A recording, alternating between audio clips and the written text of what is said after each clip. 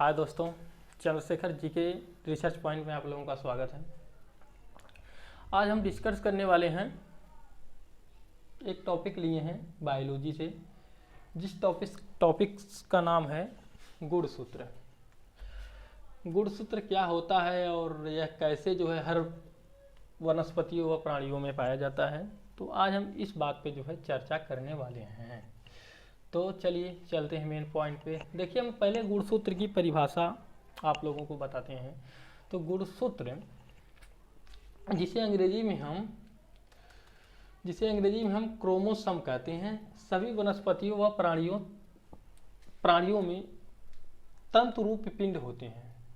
यह सभी वनस्पतियों और प्राणियों में पाया जाता है, जो अस्थाई होता है।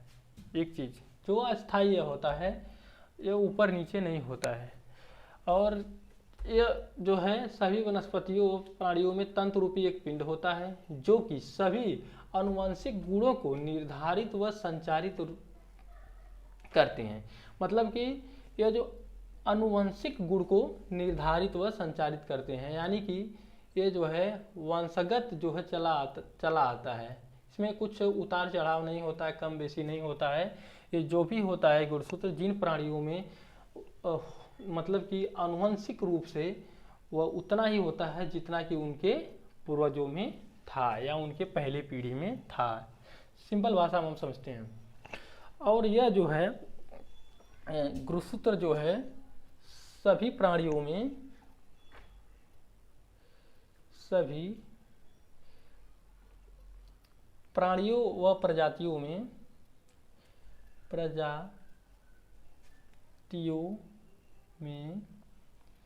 अस्थाई होता है। सभी प्रजातियों में अस्थाई होता है। हमने आपको पहले ही बता दिया था कि गुणसूत्र सभी प्रजातियों में अस्थाई होता है, इसमें कोई फेरबदल नहीं होता है। तो ये तो हो गया हमारा गुणसूत्र और गुणसूत्र की परिभाषा। अब हम ये जानेंगे कि किस प्राणी और किस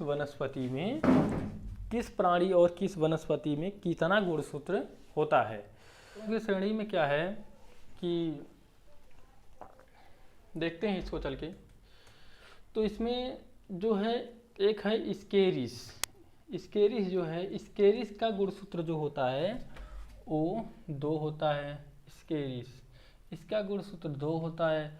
और इसके बाद जो मच्छर हम लोगों को काटते हैं बुरी तरह से, जिसके काटने से मलेरिया और टाइफाइड जैसा रोग होता है, इस मच्छर के पास 6 गुणसूत्र होते हैं, जिसके काटने से बहुत ही भयानक रोग, मलेरिया और क्या क्या हो जाता है। तो इसका जो गुणसूत्र होता है 6 हो गया मच्छर का। और जो घरेलू मक्खी होती है, हम लोगों के घर के आसपास आती बैठती हैं सब, तो उसका गुणसूत्र होता है 12 होता है, 12। गुणसूत्र मक्खी का है वो 12 है, 12 हो गया। और मटर हम लोग खाते हैं, मटर खाने में तो बहुत अच्छी लगती होगी, मटर अच्छी लगती है ना आप लोगों को। हाँ, तो उस मटर की बात हम कर रहे हैं। उसके पास कितना गुणसूत्र होता है? उसके पास 14 गुणसूत्र होता है, यानी 14 गुणसूत्र होता है।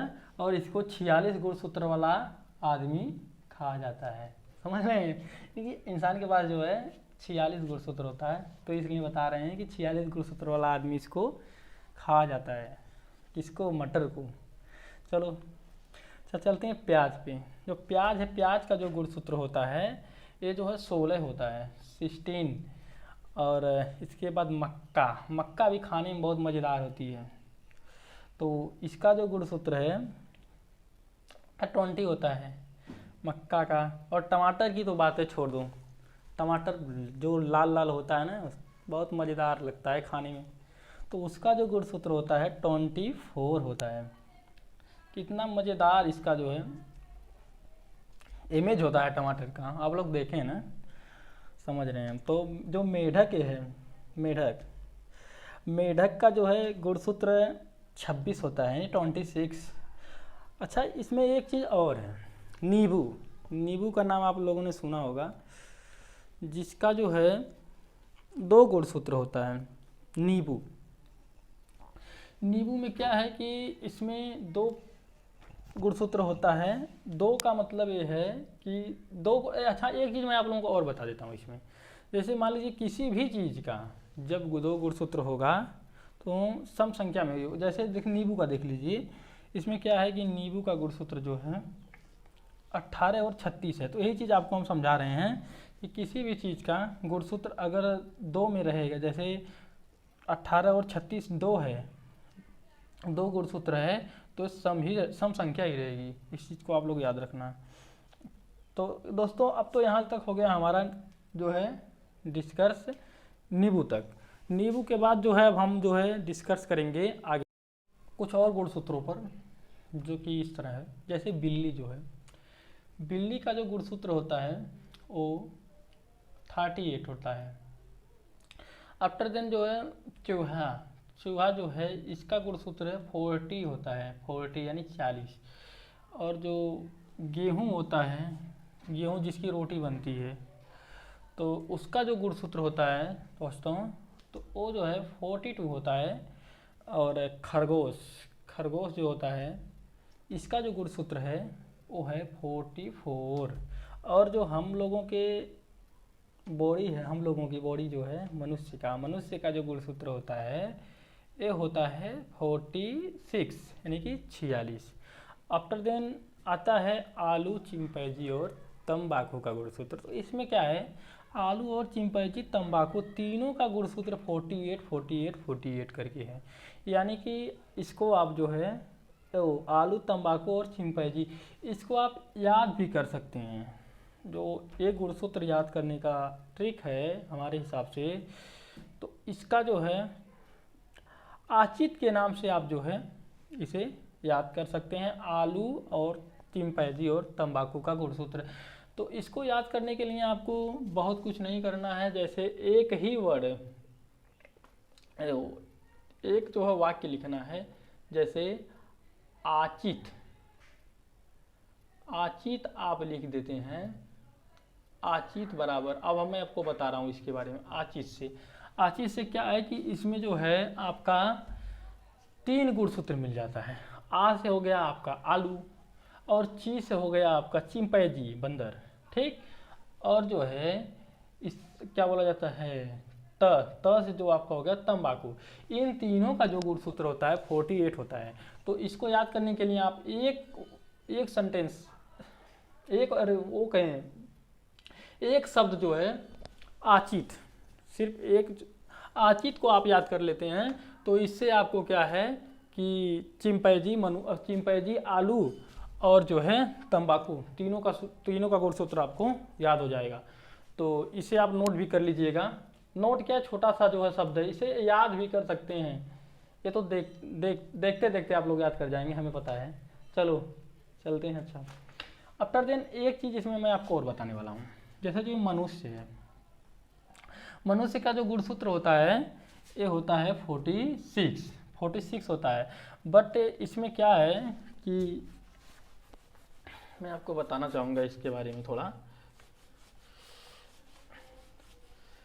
इसमें एक कंडीशन है।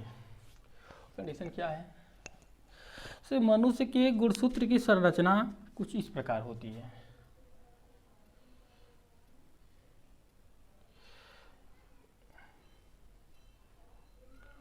ये जो है मनुष्य के गुणसूत्र की संरचना है। आप इसे आपको दिखा देता हूँ। देखिए, ये जो है मनुष्य के गुणसूत्र की संरचना है, इस प्रकार है। इसमें क्या होता है कि ये जो होता है 3 कुछ इस प्रकार।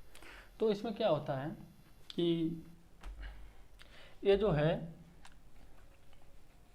क्या बोला जाता है इसको, क्रोमेटिव 2, ये जो हम अभी बनाए हैं ग्राफ, इसमें इसको ऊपर जो ये वाला भाग है इसको हम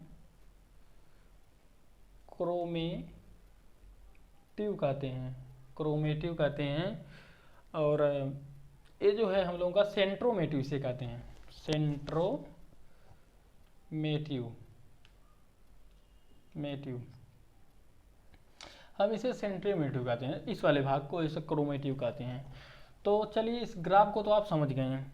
अब मैं आपको इसके बारे में जो भी डिस्कस कर रहे थे इस चीज़ के बारे में, थोड़ा इसके बारे में भी समझा देते हैं हम आपको। तो इसमें क्या है कि जो ये मेल और फीमेल की बात हो रही थी, तो इसमें क्या है कि 23 का जोड़ा होता है, यानी कि 23 का जोड़ा होता है। टोटल गुणसूत्र होता है मानव का 46, ये आपको बताया ही हूँ। पर देन इसमें क्या है कि इसमें जो है 23 इसमें जोड़ा होता है, और मेल और फीमेल में 22 एक समान गुणसूत्र होता है, मतलब कि उसमें कोई चेंजिंग नहीं होता है। और इसमें जैसे कि तो जो 22 है, 22 यानी कि इन लोगों में जो जोड़ा होता है, ये देखें है ना, 23 का जोड़ा है, तो 22 का मतलब हो गया कि इसमें भी 22 जोड़ा, यानी कि 44 गुणसूत्र जो होते हैं मानव में भी और मेल में भी और फीमेल में भी, ये जो है क्या होते हैं कि समान होते हैं, समान गुणसूत्र होते हैं। तो इसमें आफ्टर देन जो हमारा इसको प्लस बराबर इक्वल टू 44 हो गया। 44 के बाद हमारा गुणसूत्र 2 बचा। जो इसमें जो 2 गुणसूत्र बचते हैं, वो जो 2 गुणसूत्र होते हैं, ये जो गुणसूत्र 2 होते हैं ना, वो असमान गुणसूत्र होते हैं। ये मेल में और फीमेल में समान नहीं पाए जाते हैं। मतलब कि उन गुणसूत्रों की संरचना थोड़ा अलग होती है मेल और फीमेल में। अच्छा, तो हम जो है मानव गुणसूत्र के बारे में बहुत अच्छी तरह जान गए अब तक। अब हम जो है कुछ 2-4 गुणसूत्रों की चर्चा और कर लेते हैं। 2-4 गुणसूत्रों के बारे में हम लोग और जान लेते हैं। चलिए चलते हैं, तो चलिए आगे देखते हैं हम जो है घोड़ा का जो गुणसूत्र होता है 64 होता है। और इसके बाद हम कबूतर, और जो है इसमें एक गुणसूत्र हम आपको बताएंगे कुत्ता का, डॉगी जी। तो कुत्ता का जो गुणसूत्र होता है, कुत्ता, इसका गुणसूत्र जो है 78 होता है। जो अभी त्रुटि हो गई थी हमसे, तो आपको बता दें कि जो कबूतर का गुणसूत्र वो 80 होता है, और कुत्ता का गुणसूत्र जो है 78 होता है। ये जो है अब तक के गुणसूत्र जो है हम लोग आज जो है डिस्कस किए हैं इस पर। तो चलिए अभी हम जो, हाँ तो दोस्तों एक और गुणसूत्र पे हम चर्चा कर लेते हैं। जैसे वो बहुत ही क्या है, वनडे एग्जाम में बहुत बार पूछा गया है, क्योंकि वो हाईलाइट इसलिए है क्योंकि उसका गुणसूत्र बहुत ही ज़्यादा होता है।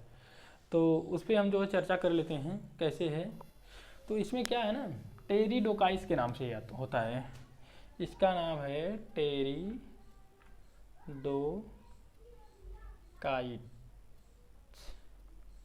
टेरिडोकाइट्स। इसका जो गुणसूत्र होता है 1300 से लेकर के, यानी कि